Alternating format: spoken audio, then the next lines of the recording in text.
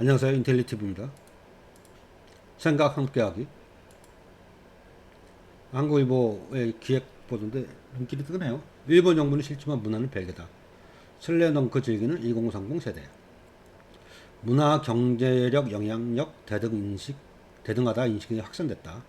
다양성 중시 속의 보완자로 서로 소비를 한다는 거죠. 60%가 일본 정부가 싫은 거지 일본인과 문화가 싫은 게 아니다라고 답변을 했다고 합니다. 그리고 또 일부는 이제 문화 소비의 국적은 신경 안 쓴다.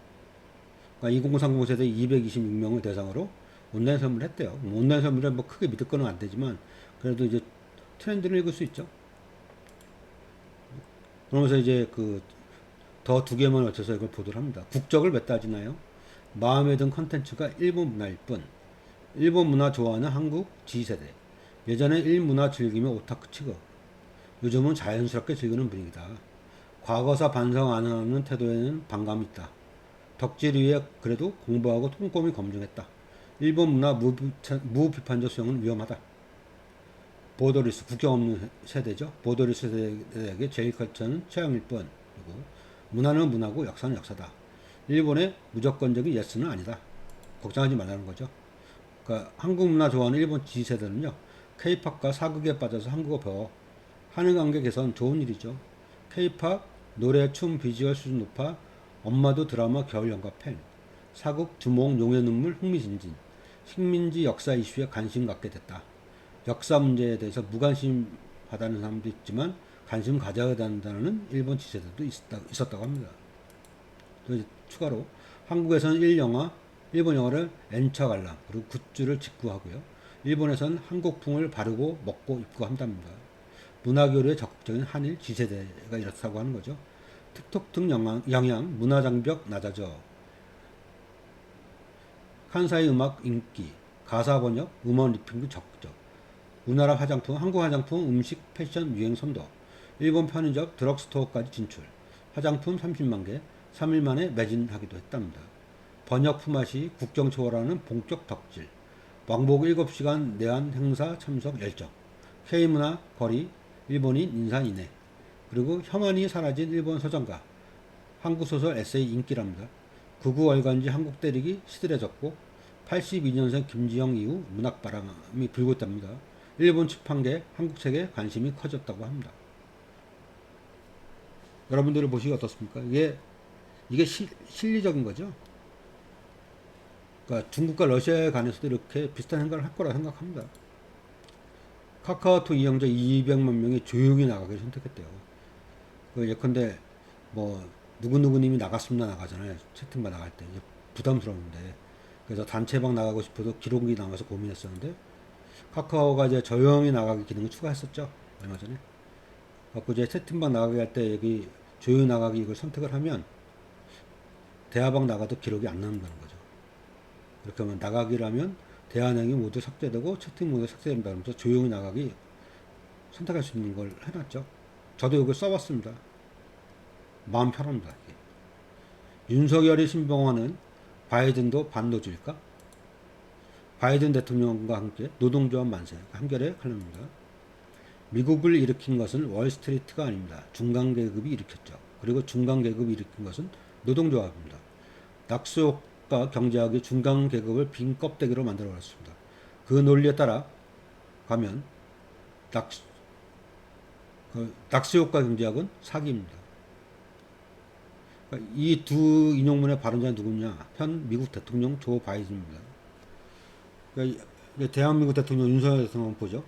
윤석열 대통령은 이제 미국이 대변하는 가치와 규범에 열렬한 신봉자로 자부하며 미국에 충실한 동맹국 역할을 하려고 가진 노력을 다한다. 그러나 노동조합과 관련한 언행을 보면 대한민국 대통령은 미국 대통령과 이념적 대척점이 있다. 올해 윤석열 정부는 그 어떤 일보다 노동조합 때리기에 골몰하고 있다. 바이든의 이런 인식은 배우십시오. 다른 건 배우지 말고. 시대전환의 이제 조정을 이어는데 이 양반의 드러나는 시대착오적 본색에 대해서 시민언론 민들레가 신랄하게 비판했습니다. 외국인 가사노동자는 정력제나 세탁기와 같다. 최저임금 적용 제외라는 노골적 인종차별 주장. 모범 사례라는 홍콩, 싱가포르 출산율이 세계 최저입니다. 가사 육아, 돌봄에 대한 무시와 성차별 반복했다. 검찰 권력과 기득권 우파에 밀착한 언행 가속화되고 있다. 국민의힘 소속처를 행사한다. 총선 생존 이양 계산이냐? 라고 따져 물었습니다. 마치 남성 정력제 광고처럼 한번 해보면 너무 좋은데 해보지 않는 분들에게는 설명할 수가 없다. 이것이 주는 효과는 마치 세탁기가 없을 때의 삶과 세탁기가 있을 때의 삶과도 비슷하다. 외국인 가사 노동자를 이렇게 남성 정력제나 세탁기와 비교한 것이죠. 조정은 의원이 왜 저런 법안을 낸 것인지 모두가 이해가 됐다. 순간 그에게 가사 노동자는 자신과 같은 사람이 아니라 정력제나 세탁기와 같은 도구인 셈이다. 이처럼 인력이 부족해 높은 임금이 형성되어 있으니 외국 인력이라도 들여와야 한다는 주장은 비슷한 문제가 제기되온 의사, 판검사 등에 대해서는 결코 적용되지 않는다. 오로지 주로 여성들이 수행하는 가사, 육아, 돌봄에 대해서만 최저임금 이하로 만들어도 아무 문제 없는 별 가치 없는 노동이라는 인식이 작동하고 있다. 이 논리를 하면 의사와 판검사도 외국에서 들여오자. 이거 말 되죠? 물가가 많이 올라 가격을 내립니다. 이런 가게 있으면 대박 나겠죠. 물가가 많이 오르면 가격 올리잖아요, 음식가. 근데 내려가는 게 있답니다. 원재료 가격 등 물가 상승으로 부득이 가격을 인상합니다. 자주 가는 음식점마다 비슷한 안대문이 붙어있다. 내 지갑만 생각하면 서운하다가도 임대료에 대출이자까지 떠안을 사장님 생각을 하니 납득이 된다. 정반대의 안내문을 붙이는 상품도 있다. 물가 상승으로 부득이 가격을 인하합니다.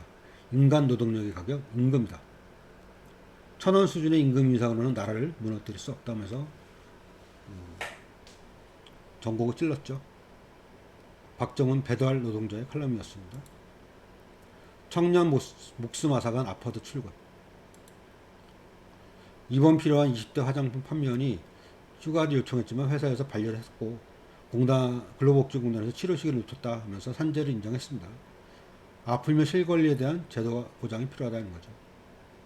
그러니까 이제 A씨가 이제 그 2021년 12월 26일 날 처음으로 심한 어지럼증을 느끼고 다음날 개인병원 갔는데 모르겠다 그랬대요. 그래갖고 이듬해 1월 중순까지 어지럼증이 계속되니까 한 달 정도 고생한 거죠. 치료받고 싶다고 며칠간 자기가 연차 휴가를 쓰게 해달라고 했더니 매장 근무자가 부족하다고 이걸 못 쓰게 했대요. 그러니까 S는 이후에도 쉬는 날 수차례 여러 개인 병원을 찾았는데 대학병원에 가보라는 말만 들었다. 증상이 심해졌고 지난해 2월 8일에야 겨우 대학병원 찾았다. 대학병원 의사는 입원 치료를 강력히 공고했지만 또 휴가는 반려됐죠. 같은 달 11일 다시 대학병원 찾은 A씨는 재차 입원을 권유받았으나 또 휴가 못 쓰겠으니까 귀가했고 다음날 12일 쓰러졌다. A씨는 다른 대학병원으로 이송돼 뇌출혈 긴급 수술을 받았지만 2월 24일 끝내 숨졌다. 12월 26일에 심한 어지럼증을 앓았대요. 뇌출혈을 2달 동안 이렇게 방치를 하면 어떤 사람이 배겨나겠습니까? 참 냉정하고 몰상식한 자본입니다. 한겨레 성환영 칼럼입니다. 윤 대통령의 법치주의가 수상한 이유. 법치주의 제가 뭐라 그랬어요? 국민한테 법 지키라고 하는 게 법치주의가 아니고 대통령이나 권력자가 법을 잘 지켜서 국민의 자유와 기본권을 제대로 행사할 수 있게끔 해라라고 하는 게 법치주의입니다. 법을 지키라고 권력자한테 얘기하는 거예요. 법을 지키라고 국민한테 얘기하는 게 아니고 법치주의는. 혹시 처음부터 노조에 대한 정서적 반감과 노노 갈등을 이용해서 지지층을 결집하고 내년 총선에서 이기려는 선거 전술 아니었을까? 한상혁 위원장 면직도 방송을 서둘러 장악하기 위한 정지 작업이 아니었을까라는 의심이 든다는 거죠. 분신, 유서대필, 집회 탄압, 오래된 데자뷰. 이 분신만 들어도 마음이 아픕니다. 근데 그것도 유서대필 얘기가 나오고 노태우 정부 때와는 달리 육사 대신 검사 출신을 중용하는 게 차이랄까? 정권의 정당성 자체는 그때보다 훨씬 강하다. 그런데도 없는 적을 자꾸 만들려 애쓰고 여기저기 대치 전선을 형성하는 모습에선 그들의 불안감마저 읽힌다. 그러는 사이 노동시장 이중구조 개선이라는 이 정부가 주장한 노동개혁 목표 달성은 점점 멀어져 가고 있다. 모두를 적으로 돌리고 할 수 있는 개혁이란 이 세상에 없다. 개혁을 하려면 주권자인 국민의 동의를 받아야 되죠. 당연히. 저번에도 보셨을 겁니다. 거부권, 대통령 행사는 양곡법의 거부권 행사하고 간호법의 거부권 행사하고 노라모운동법에도 그럴 것 같고 대법관 후보 제청하려고 했더니 미리 선수치죠 이런 애들 안 된다고. 조선일보가 이런 얘기를 합니다. 윤석열 정부의 5년 만에 그 안보 전략 개정안 같아서 이렇게 얘기합니다. 취약한 평화 아닌 연대와 힘 통한 지속 가능한 평화를 구축하자라고 윤석열 대통령이 얘기했다는 거예요. 힘 통한 지속 가능한 평화 구축. 힘을 통해서 평화를 구축하는 거는 뭡니까? 동물의 왕국이 그렇죠. 그래서 서열 싸움 하잖아요. 서열 싸움 하자고 하는 겁니까? 동물의 왕국을 만들자고 하는 거죠. 그러니까 윤석열 정부가 이제 목표하는 게 뭐 있고 이렇게 쭉 있는데 대북 정책 기조하고 대미 대일 대중 정책이 문재인 정부와 차이가 많이 납니다. 한미동맹 확장 억제 강화, 한국형 삼축 체계 구축, 담대한 구상 가독. 근데 반면 문재인 정부는 남북 간 군사적 신뢰 구축, 한미 공조화의 북미 관계 정상화 지원. 그러니까 북한을 그 동반자로 해서 우리가 평화를 구축해야 된다는 얘기죠. 대미 관계, 보편적 가치 토대, 전략 동맹, 낡은 가치를 얘기하는 겁니다. 호혜적, 포괄적 동맹으로, 과거를 직시하고 새로운 미래로, 일본 관련해서는. 근데 문재인 정부는 역사를 직시하며 부당한 주장에 대해서는 단호하게 한다. 근데 단호하게 할 건 없죠. 중국에 대해서 호혜에 입각한 성숙한 관계. 호혜에 입각한 거는 상호주의죠. 전략적 협력 동반자 내시라. 중국과에서 동반자라고 가자라고 문재인 정부가 얘기했었습니다. 어느 게 더 낫습니까? 여러분들이 보기에. 북한의 도발 응징 강조하고 전작권 환수는 뺀 새 안보 전략. 자주 국방을 실현하기 위해 전인 정부들에서 추진해온 전시작전 통제권, 이른바 전작권이죠. 환수에 대한 언급마저 사라진 것을 이해하기 어렵다. 일본과 협력이 필요하더라도 역사 왜곡과 독도에 대한 부당한 주장 등에 대해 단호히 대응하는 것은 포기해서는 안 되는 원칙이다. 북한 핵미사일에 대한 대비를 강화하더라도 과도한 긴장 고조를 방지하고 비핵화를 향해 나아갈 외교마저 포기해서는 안 된다. 우리나라가 우크라이나처럼 전쟁터가 되면 안 되겠죠, 여러분? 힘을 통해서는 절대로 평화가 오지 않습니까? 그리고 힘센 놈이 힘 약한 놈 괴롭히는 게 그게 정상적인 거 아니잖아요? 한국 알리백 정병은 정치, CF100은 시선 돌리기일 뿐. 원자력 포함 무탄소 정책 CF100이에요. 이걸 우리나라가 하자고 주장하는 거예요. 한국에서 해상 풍력만으로 640기가와트 발전 용량을 확보할 수 있는 잠재력이 있으면 이는 산업계 수요를 충분하다. 유럽과 북미에서 재생에너지 전기가 저렴한 이유는 재생에너지 성장을 지원하는 정부 정책이 있기 때문이다. 한국의 재생에너지 확대의 유일한 방법은 정치적 의지다. 원전 강국인 프랑스, 영국, 미국 등 많은 국가들이 다양한 전력 생산 방안에 원자력 발전을 포함할 계획을 가지고 있지만 이들 국가는 모두 재생에너지 확대 추진을 포기하지 않겠다고 강조했다. 우리나라만 그렇다는 거죠. 기간제 교사가 중에 절반이 담임을 맡고 있답니다. 그러니까 법원도 이제 지적을 했대요. 2020년 기준 전국 초중고 기간제 교사 중 담임 비율이 52%에 이른다는 통계를 인용하며 기간제 교사의 처우를 뭐 이렇게 물론 다 틀린 말은 아니다. 담임 비율이 52%래요. 2010년 전국 초중고 교사의 6%에 그쳤던 기간제 교사는 2022년 그 비중이 14%에 이르고 있다. 학교들이 학령 인구 감소에 대비한다는 명목으로 정규 교사가 퇴직하면 그 자리를 기간제 교사로 채우는 경우가 많아진 것인데 당장의 예산 절감만 되는 거야. 이렇게 기간제 교사가 비중이 커지고 있는데 그 전에도 봤지만 조선일보와 중화일보는 다 뭐랍니까? 교육보금, 교부금. 정부가 초중고에 내리는 그 예산을 줄이자고 주장을 하죠.